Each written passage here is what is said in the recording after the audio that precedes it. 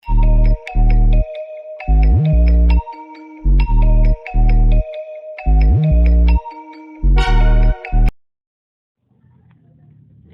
guys, welcome back to my channel. It's me, Ruby Marinduki for today's video. Jollibee date with who's with me. Siyempre, ito yung first time ko na nag-vlog ng Jollibee na kumakain. Kasi, this is the first time kasi nung hindi ko pa to nagagawa sa ibang vlog ko. Ito yung first time. Gusto ko siyang isali sa vlog ko para naman may experiences ako na syempre kumakain, diba? Kasi isa din ako sa mga batang hindi nakakain ng Jollibee. So, di ba nung bata tayo gusto natin kumain sa Jollibee, ganyan. Kung habang nanonood din ako ng mga ibang vlog, kahit na nagbablog ako noon, isa din ako sa mga bata na sinasabi ng mga vloggers na yung bata hindi kumakain ng Jollibee. So, isa din ako doon kaya relate ako. So, nung bata ako, hindi talaga kami nakatry kasi sa bukid kami.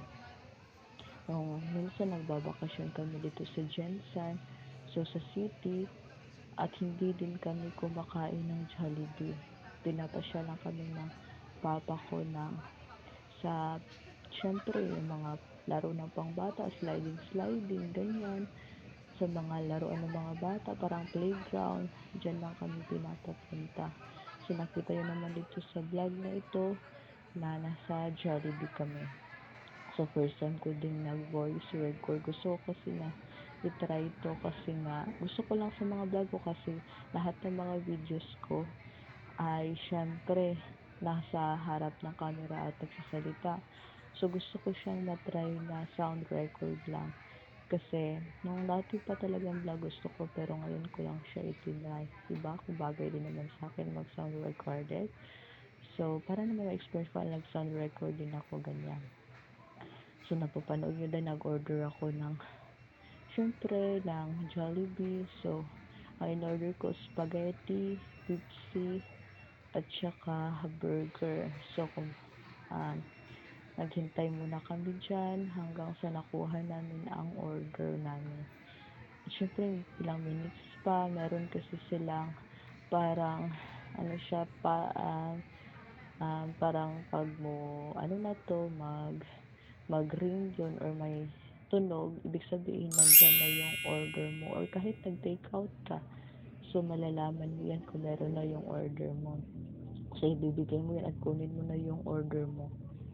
Tapos, who's with me? So, hindi siya, pinag-iisipan ko tong, ano siya, kahit flash lang, na isa kasi nahihiya talaga siya. So, she supported me to my vlog and, syempre, maliit lang na ano na nakuha siya kasi nga mahiyain siya. And then, first time ko tong wow! Diba, ang Jollibee?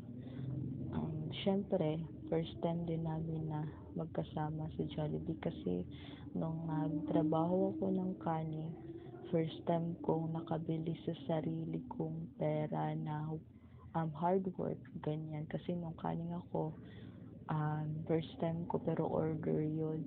So, syempre, first time kong pinaghirapan yun sa trabaho sa kanin. Syempre, yung labeling, loining, ganyan. So, sabay na yun. First time ko yung makasahod, ganun pala sa pakiramdam kapag nabili mo yung gusto mong bilhin, kapag nagtrabaho ka, legit siya. Kasi kapag nag-hard work ka, mabibili mo talaga yung gustong-gusto mong bilhin. Pangalawa, ito yung first na ka-cashier ko na nasa Jollibee na talaga na magkasama kami.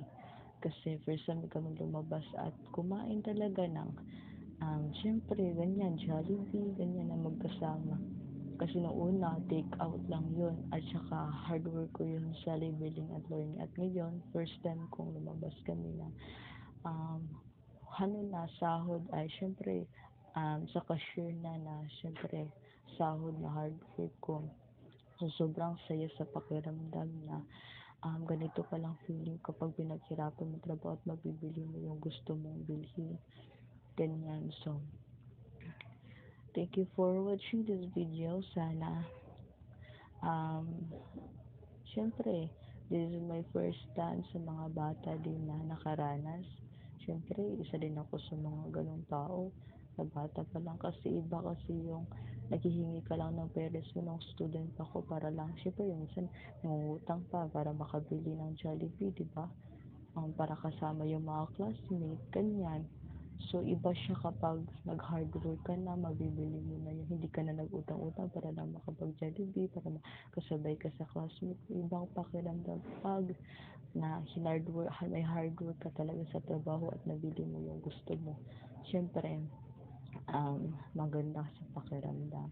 So, yan lang yung video ko, guys. So, yan yung vlog ko para sa Jollibee. Thank you so much for watching this video. Don't forget to subscribe to my channel and click the notification bell for more videos. Thank you so much for watching. See you sa next vlog. Bye!